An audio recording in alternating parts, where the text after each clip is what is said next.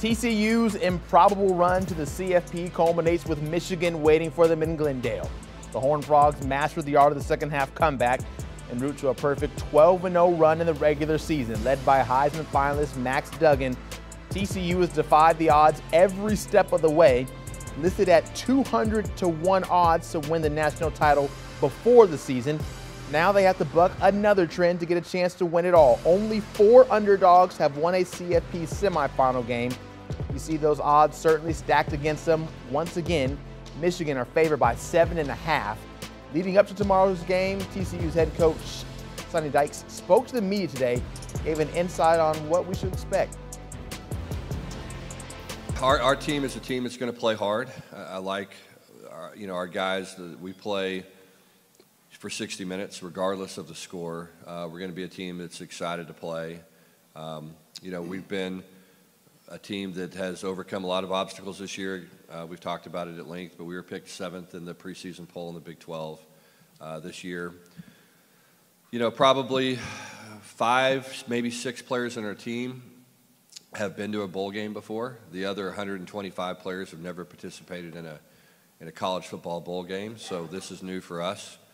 But our guys have adapted incredibly well. So I think you'll see a team that's going to play hard, be excited to play, play physical, play a tough brand of football, and never quit. We now welcome in our senior college football writer, Dennis Dodd from the Fiesta Bowl. Dennis, you've been out there in Arizona. What's the vibe and the scenario been like with these teams leading up to the game? Well, the vibe is for the fans trying to get here because of all the travel snafus. But for Michigan, it's old hat. They've been to these big bowls before. They've been to the playoff for a second consecutive season. The vibe is kind of muted. It's not sunny. It's been rainy. It's warmer back home in Kansas City for me than it is here.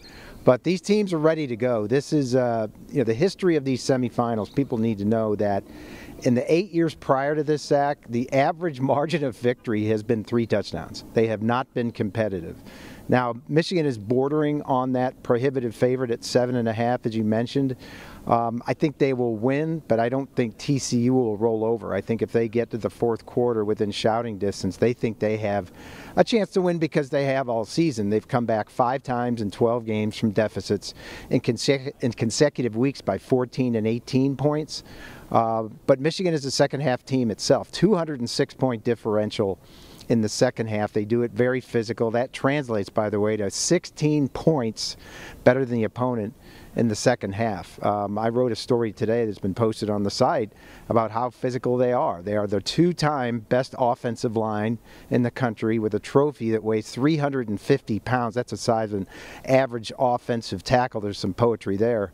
That's the way they play. They make no bones about it. They've got a tailback, Donovan Edwards, who's a backup to how about this? How many teams lose a consensus All-American? Blake Corum, the leading rusher from Michigan, he's out with knee surgery, and they get Donovan Edwards, the backup, who not only has run for 400 yards combined the last 2 games, but is playing with a cast on his right hand. He broke his hand earlier this year, and it's still healing, and he's going to be one of the key players in this game.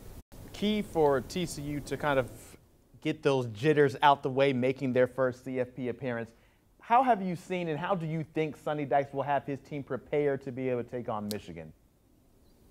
Well, there's only one way I think they can win this game. Obviously, they're a very offensive team. They're a typical Big 12 team. They're very physical. They've played quality defense such as it is in this league. But all you have to do is look at the numbers. Zach, they lead the country in plays of 20, 30, 40, 50, and 60-plus yards.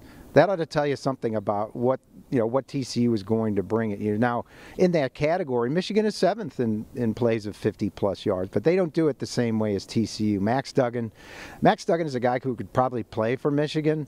I think we saw in that Big 12 championship game, he played to exhaustion. He had his hands on his knees, about ready to collapse at the end of the game. But they're going to have to hit chunk plays. They're going to have to get a big game out of Quentin Johnston, their best receiver, #1 receiver in the draft, according to Pro Football Focus, but has been hobbled almost half the season with a high ankle sprain. And Sonny Dykes told me yesterday they were kind of disappointed in his production this year. Not at his effort, but just that they could have gotten more out of him. He didn't reach 1,000 yards, but he is that wide receiver 1 at 6'4", over 200 pounds. that is out there. Kendra Miller, the tailback, excuse me, who replaced Zach Evans, who had got in the portal and went to Ole Miss, just stepped up and went for 1,300 yards. So if TCU is going to win this game, it's probably going to be coming from behind, and it's probably going to be a shootout. You mentioned those chunk plays being necessary for TCU to be able to get the win. Is there anything else that you think they will have to accomplish to be able to pull off that upset? Well, they're going to have to match up physically with that offensive line, as I mentioned, best in the country. Defensive line, Michigan is like, you know, the old adage about being good up the middle of a baseball team, shortstop, catcher, second base, center field. Michigan is very good up the middle. Mazi Smith, their defensive tackle, is an Aaron Donald-esque presence. Mike Morris off the edge. Their center, Olu Atimi, is a all-Big Ten performer. Won the Remington for best center and the Outland for best interior lineman. And then you stack up those running backs that I just told you about behind there, and J.J. McCarthy, who really is just developing as a sophomore quarterback. That kind of protection and that kind of brawn has helped him get better in this season. So you're going to see a lot of running. You're going to see a lot of time of possession out of Michigan. Both these teams are very good in turnover margins, so the team that wins that battle probably has the advantage. But it's really hard for me, Zach, to see TCU sort of sneaking out with this one. The question I would like to ask everyone is, you know, what team was better prepared to win their first playoff game? Michigan last year or TCU this year? We've seen how Michigan handled things against Georgia last year. I'm waiting to see how TCU handles their first chance under the spotlight. You mentioned that preparation, certainly an interesting note to bring up, seeing how bad Michigan played against Georgia last season. What has Jim Harbaugh done differently this go-round back in the CFP?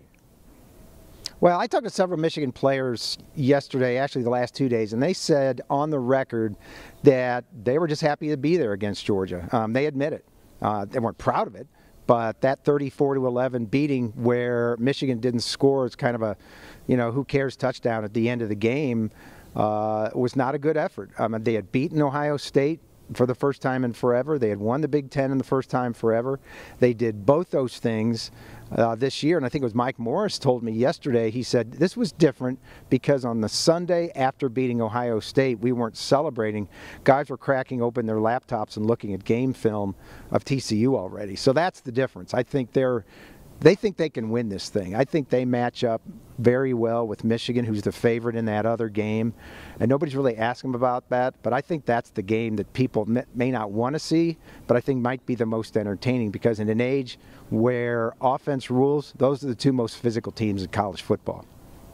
Dennis Dodd getting us ready for TCU and Michigan to face off in the CFP semifinal. Dennis, thank you very much. Hopefully we can get some sun out there soon before the game. Make sure you check out the Cover 3 podcast. They also are breaking down everything you need to know, the ins and outs, and the full preview of both the CFP semifinal games. Like, subscribe, and give a follow. Big football's on the way. Do you want a sports network that delivers everything that matters about the game? The highlights, the picks, the instant analysis, no yelling, no fake debates, no politics. Hit the subscribe button and never miss a moment.